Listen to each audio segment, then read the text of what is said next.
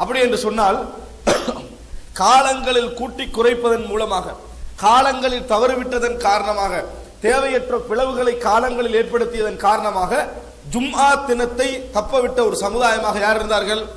யூதர்கள் இருந்தார்கள், கிறிஸ்தவர்கள் இருந்தார்கள் என்று ரசூலுல்லாஹி ஸல்லல்லாஹு அலைஹி வஸல்லம் அவர்கள் சொல்லி காட்டுகிறார்கள்.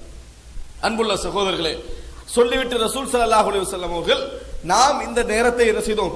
சரியான இடத்தில் அடைந்து கொண்டோம் என்று ரசூலுல்லாஹி ஸல்லல்லாஹு அலைஹி வஸல்லம் சொன்னார்கள். எனவே முதலாவதாக நாங்கள் அல்லாஹ்வுக்கு நன்றி செலுத்த வேண்டியிருக்கிறது.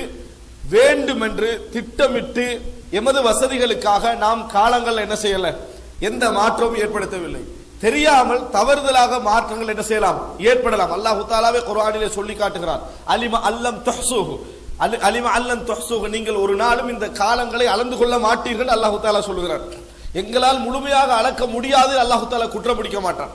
எங்களால் முடிந்ததை நாங்கள் தவறு விடுவோம் என்று சொன்னால் அல்லாஹ் தஆலா நிச்சயமாக குற்றம் பிடிப்பான். முதலாவது செய்தி, ஜும்ஆ தினம் எங்களுக்கு உரிய நாளில் அடைந்ததை ரசூலுல்லாஹி ஸல்லல்லாஹு அலைஹி வஸல்லம் அவர்கள் என்ன செய்தார்கள், எங்களுக்கு சொன்னார்கள் என்பதை நம்ம பார்க்கிறோம். இது ஒரு செய்தி. இரண்டாவது, ரசூலுல்லாஹி ஸல்லல்லாஹு அலைஹி வஸல்லம் அவர்கள் ஒவ்வொரு முஸ்லிமுடைய ஈதாக இந்த ஜும்ஆ தினத்தை சொன்னார்கள். ஒவ்வொரு முஸ்லிமுடைய பெருநாள் தினமாக ரசூலுல்லாஹி ஸல்லல்லாஹு அலைஹி வஸல்லம் அவர்கள் சொன்னார்கள்.